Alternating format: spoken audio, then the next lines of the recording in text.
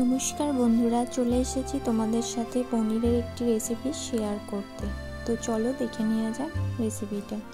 তো আমি এখানে 100 গ্রাম পনির নিয়েছি, এই রকমভাবে লম্বা লম্বা করে কেটে নিয়েছি। তার সাথে ক্যাপসিকাম আর টমেটোটাও লম্বা লম্বা করে কেটে নিয়েছি এবং একটা পেঁয়াজ ও দুটো কাঁচা লঙ্কা কুচিয়ে নিয়েছিলাম।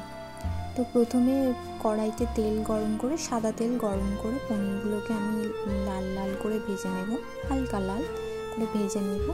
পনিরগুলো ভাজা হয়ে গেলে ওই তেলেই একটা শুকনো লঙ্কা, একটা দারচিনি আর একটা বড় এলাচ ও কিছুটা গোটা জিরে ফোড়ন দিয়ে পেঁয়াজগুলোকে প্রথমে আমি ভেজে নেব।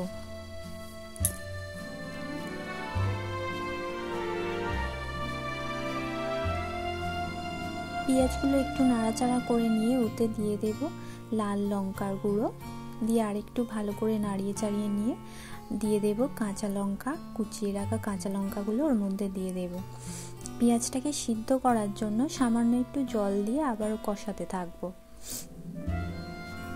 5 মিনিট পেঁয়াজটাকে ঢাকা দিয়ে রেখে দেবো যাতে তাড়াতাড়ি সিদ্ধ হয়ে যায় পেঁয়াজটা। 5 মিনিট পর ঢাকাটা খুলে আরও একবার নাড়িয়ে দেব পেঁয়াজটা, দিয়ে দেব স্বাদ মতন চিনি, দিয়ে আবারও ভালো করে কষিয়ে নেব। তো আমরা এখানে একটা গ্রেভি তৈরি করে নেব।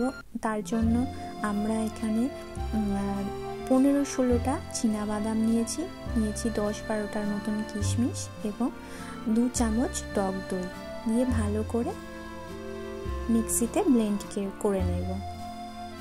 এখানে মশলাটা আমাদের রেডি হয়ে গেছে। এবার আমরা এই মশলাটা কড়াইতে দিয়ে দেব, দিয়ে সামান্য পরিমাণ জল ওই মিক্সিং বলে দিয়ে ওই মশলা ধোয়া জলটাও দিয়ে দেব, দিয়ে আবারও ভালো করে একটু নাড়িয়ে নেব মশলাটা।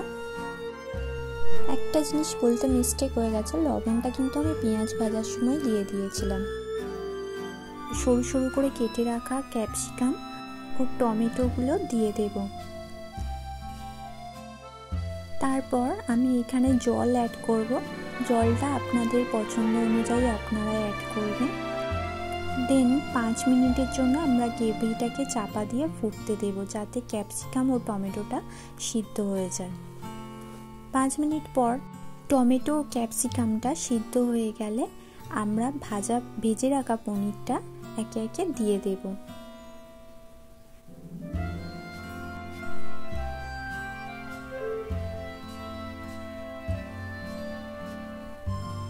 সব পনিরগুলো দিয়ে আমরা আবারও ভালো করে গ্রেভিটার সঙ্গে মিশিয়ে নেব। নিয়ে 2 থেকে 3 মিনিট আমরা পনিরটাকে ফুটতে দেব। তারপর 1 চামচ ঘি ও গরম মশলা অ্যাড করে দেব।